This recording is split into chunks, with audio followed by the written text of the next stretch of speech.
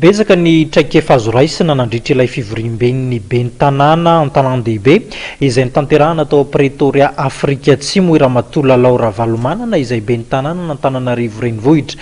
Nipetraka ary ny fanontaniana amin'izao fotoana izao manahoana sy manahoana ny ampiarana azy ity hitondra fiovana eo amin'ny tanàna n'Antananarivo ve ny fivorian-dehibe izay nitanterahana tany Pretoria.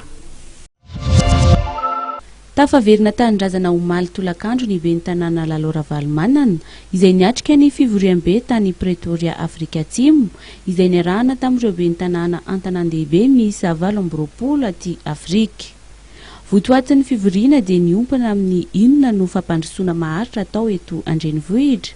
Nisy tetikasa miisa 12 no nodiniana tao amin'ity fivoriana ity hoy ny ben'ny tanàna Laura Valomanana ary anisany nandraisana anjara amin'izany ny resaka agriculture urbaine na ny fambolena andrenivohitra.